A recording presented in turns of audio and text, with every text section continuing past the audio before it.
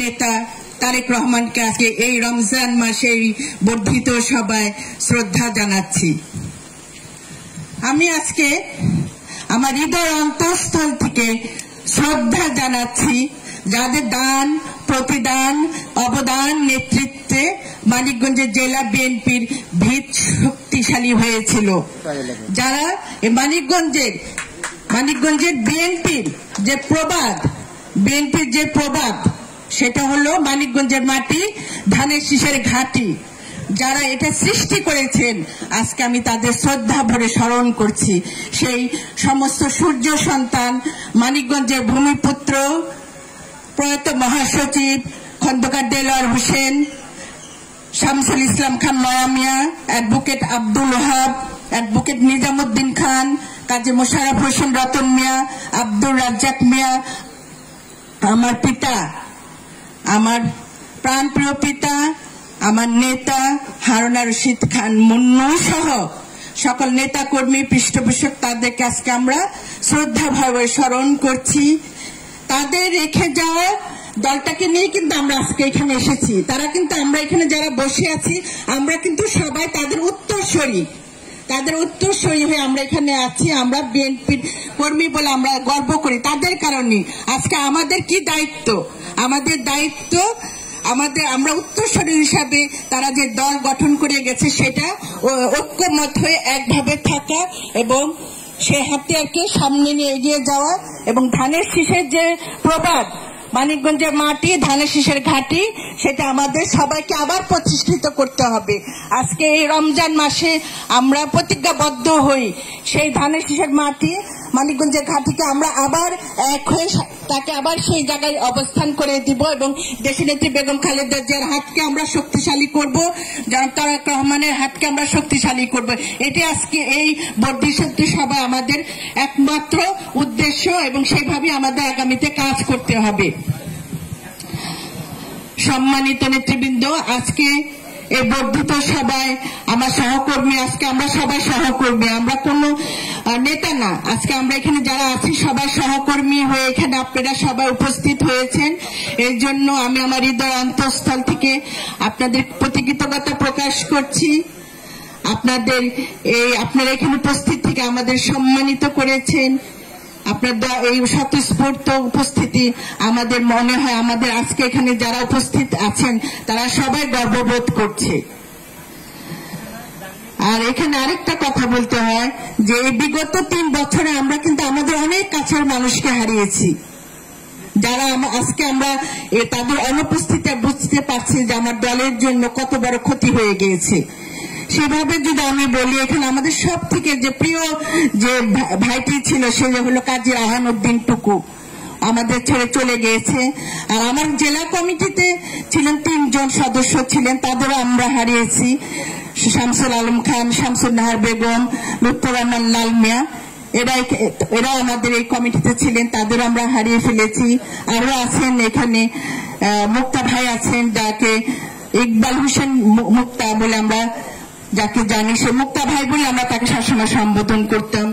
আমার সাটুরিয়ার আব্দুল সোবহান চলে গেছে, মন্টু ভাই চলে গিয়েছে, মিজান ভাই চলে গিয়েছে, তারপরে আব্দুল লতিফ মোল্লা, আব্দুল আহাদ মোল্লা, হাকিম লর্ড, অনেকে চলে গেছে। আমি যাদের আমি কাছে থেকে দেখেছি আমি মোটামুটি তাদের নামগুলি বললাম। তা আমরা সেই শোকসপ্ত পরিবারের প্রতি সমবেদনা জানাচ্ছি এবং তাদের অভাব আমরা পূরণ করতে পারবো না, কিন্তু আমরা আমাদের যারা বর্তমান সদস্য যারা আছেন তাদের কর্মকাণ্ড দিয়ে তাদের কাজগুলি যেন আমরা সামনে এগিয়ে নিয়ে যাই, তাহলে মনে হয় আমাদের ছেড়ে যারা চলে গেছেন তাদের আত্মার শান্তি পাবে যে এত বছর দল করেছি, দল একটা ভালো পর্যায়ে সবাই নিতে আমাদের উত্তরসূরি যারা ছিল তা একটা ভালো অবস্থায় দলটাকে নিয়ে গেছে। সম্মানিত নেতৃবৃন্দ, দীর্ঘ 32 বছর পর 14 মার্চ 2021 আমাদের দ্বিবার্ষিক সম্মেলন অনুষ্ঠিত হয়। সেই সম্মেলনে আপনাদের প্রত্যক্ষ ভোটে আপনারা আমাকে সভাপতি হিসাবে নির্বাচিত করেছেন। আমি আপনাদের সেই ভালোবাসা ঋণ কখনো শোধ করতে পারবো না। সেই দিনের কথা আমি এখনো ভুলি নাই, আর কোনোদিনও ভুলবো না, ভুলতে চাইলেও ভুলতে পারবো না, কারণ আপনারা যেই সম্মান আমাকে দিয়েছেন প্রথমে আমি পরম করে আল্লাহর কাছে শুকরিয়া আদায় করছি, তারপর আপনাদের প্রতি কৃতজ্ঞতা প্রকাশ করছি যে আপনারা আমাকে সম্মানিত করেছেন, আপনারা আমাদের সভাপতি পদে এনে এসেছেন। আমি একা কিছু না, আপনাদের আন্তরিকতা সহযোগিতা না থাকলে আমি আজকে আপনাদের মাঝে এসে কথা বলতে পারতাম না। তাই আমি আপনাদের প্রতি চিরকৃতজ্ঞ হয়ে থাকবো। আমি চাই আপনাদের পাশে নিয়ে থাকার জন্য আপনারা আমার পাশে থাকবেন, এটুকু আমি আপনাদের কাছ থেকে প্রত্যাশা করি। আমার সম্মানিত নেতৃবৃন্দ, আজকে আমরা এই বর্ধিত সভাটা করছি, কিন্তু আমার ভিতরেও কিন্তু সেই কষ্টটা আছে, আপনাদের ভিতরে যেরকম কষ্ট আছে যে এই বর্ধিত সভাটা বাইরে হতো, শহরের মধ্যে করতে পারতাম, সেটা আপনাদেরও যেমন ভালো লাগতো আমারও ভালো লাগতো। অনেক আমি চেষ্টা করেছি, কোন রকমে আমি প্রশাসন থেকে কোনো সহযোগিতা পাই নাই। সেই কারণে আজকে এই অনুষ্ঠানটা এখানে মানে কৌশলগতভাবে আমাদের অনুষ্ঠানটা এখানে করতে হয়েছে, সেটা আপনারাও বুঝতে পারছেন। আপনারা দেখেছেন যখন আমরা এই সম্মেলন দ্বিবার্ষিক সম্মেলন যখন হলো, আমাদের কাউন্সিলের ভোট যখন হলো, তখনও কিন্তু আমরা অনেক চেষ্টা করেছি শহরের মধ্যে এই সম্মেলনটা যাতে করা যায়, কিন্তু সেখানেও কিন্তু আমরা বাধাগ্রস্ত হয়েছি। এই আওয়ামী সরকারের কারণে আমরা কোথাও কোনো সম্মেলন করতে পারি নাই। তখন এই সহসভাপতি অ্যাডভোকেট আজাদ সাহেবের বাসায় কিন্তু আমরা সেই সম্মেলনটা করেছিলাম। সেই সম্মেলনটা আপনাদের দ্বারাই সফল হয়েছিল। আজকে আমি মনে করি সেই সম্মেলনটা আজকে আপনারা সে সফল করবেন, আপনারাই সেই সম্মেলনের মূল বক্তা আমরা মনে করি, এবং আপনারা সফলতা আপনাদের মাঝখান থেকে আসবে, এটা আমার দৃঢ় বিশ্বাস। এখন আমি সভাপতির পদ পেয়েছি। এই সভাপতি পদটা বড় না, আমার দায়িত্বটা আমার সব থেকে বড়। এটা আমার পবিত্র দায়িত্ব, আমি পবিত্র আমানত আমি মনে করি। এই দায়িত্ব হয়তো দায়িত্বপ্রাপ্ত হওয়ার পর থেকে যে সময়ে এই বর্ধিত সভাটা করা উচিত ছিল সেই সময় করতে পারিনি, কারণ আপনারা সবাই জানেন আমাদের 2-3 বছর কোভিডের জন্য আমরা সমাগম হতে পারিনি। আওয়ামী লীগের প্রশাসনে তো একটা সমস্যা ছিলই। এসব কারণে আমরা যে টাইমে আমার করা উচিত ছিল সে টাইমে আমি করতে পারিনি, সে ব্যর্থতা আমার। সেই ব্যর্থতার জন্য আমি আজকে দুঃখ প্রকাশ করছি। তারপরেও আজকে আমরা বর্ধিত সভা করতে পেরেছি, সুযোগ হয়েছে শুধু আপনাদের কারণে।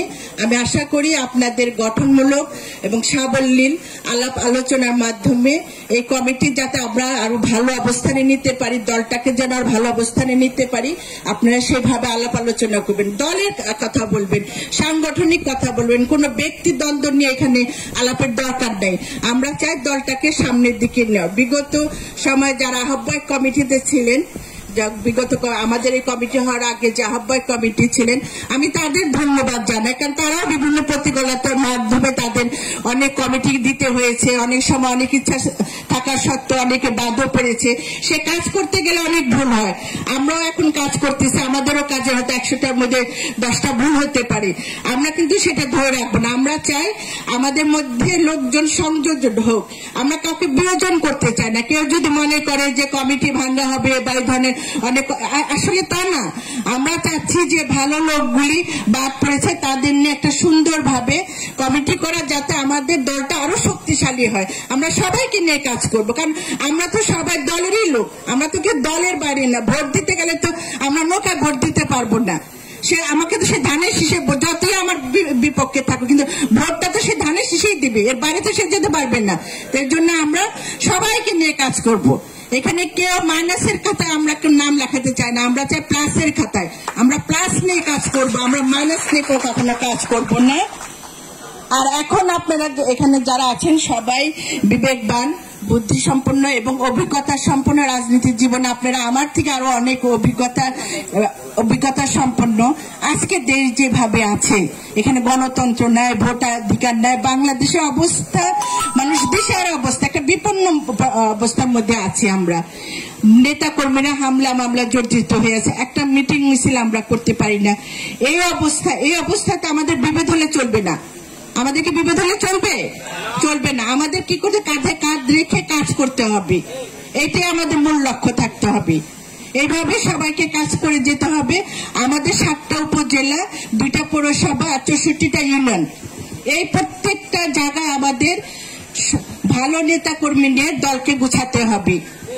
আমি চাই আমার বাবা আদর্শ সততা নিয়ে কিন্তু এই কাজ করে গেছে। আপনারা সবাই জানেন যে আমার বাবার আদর্শ আর সততার প্রতি কারো বিন্দু মাত্র সন্দেহ নেই। আমি সেই বাবার সন্তান হয়ে কিন্তু সেটাই চেষ্টা করছি ধরে রাখার জন্য। কিন্তু আমি চাই না কোনোভাবে কোনো কথা আসুক যে দল পয়সা দিয়ে বেচা কেনা হয়, কমিটি পয়সা দিয়ে বেচা কেনা হয়, এগুলো যেন না হয়। আমি এটা শুনতে চাই না। কারণ সভাপতি হিসাবে যদি কেউ করে থাকে বা সভাপতির বাড়ি, আলটিমেটলি দোষটা সভাপতির উপরে এসে পড়ে। তাই সবার প্রতি অনুরোধ থাকবে, আপনারা দলকে ভালোবাসুন, সাংগঠনিক হয়ে কাজ করুন। আমার পকেটের লোক লাগবে না, আমার চাই দলের লোক। দল নিয়ে যাতে আমরা কাজ করতে পারি, এইভাবে আমাদের আগাতে হবে। তাহলে কিন্তু আমরা এক জায়গায় হতে পারবি। আমাদের তো কারো দ্বন্দ্ব থাকার দরকার নাই। হ্যাঁ, বয়স কম থাকলে অনেক সময় ইমোশন একটা কথা আমরা বলে ফেলি, কিন্তু যখন আমাদের বয়স আসে তখন কিন্তু আস্তে আস্তে বুঝি যে অনেক ভুল আমরা করে ফেলছি, যেটা আমাদের করা উচিত ছিল না। কিন্তু অনেক সময় বয়সের কারণে অনেকটা হয়ে যায়।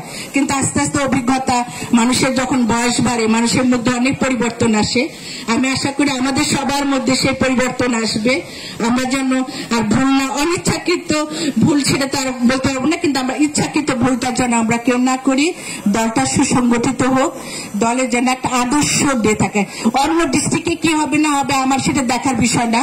আমি চাই মানিকগঞ্জের যে কমিটিগুলো আসবে, মানিকগঞ্জে ভবিষ্যতে যে কমিটিগুলো আসবে সেইগুলি যেন সৎ, আদর্শবান এবং যারা কর্মঠ, আসলে দলের জন্য যারা কাজ করবে, সাহসী, দলের প্রতি যাদের মায়া আছে, শ্রদ্ধা আছে, তাদের যে যদি কমিটি করা যায় তাহলে কিন্তু আমরা মানিকগঞ্জের একটা মডেল হয়ে থাকতে পারবো। অন্তত মানিকগঞ্জের বেলা কেউ বলতে পারবে না যে ওখানে কারচুপি করে কমিটি করা হয়।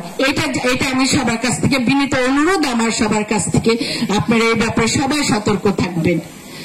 আপনারা আজকে এই অনুষ্ঠানে আপনাদের অনেক মূল্যবান বক্তব্য আমরা শুনবো। আমরা চাই সাবলীল সাংগঠনিক বক্তব্য দিয়ে আপনার দলটাকে সামনের দিকে নিয়ে যাবেন, এটা আপনাদের কাছে আমার অনুরোধ। আজকের এই অনুষ্ঠান সঞ্চালনের দায়িত্ব আমি সাধারণ সম্পাদক এস এ জিন্না কবিরের হাতে অর্পণ করছি। আর সবশেষে আপনারা এই সবাই বলেছেন আজকে বর্ধিত সভা সফল হোক, সেটা আপনাদের কাছ থেকে যেন আমরা পাই, সেই প্রতিশ্রুতি নিয়ে আমি বিদায় নিলাম। পরবর্তী সময় আবার আপনাদের সামনে আসবো। ধন্যবাদ। বাংলাদেশ জাতীয়তাবাদী দল জিন্দাবাদ। আর মানিকগঞ্জবাসী জিন্দাবাদ।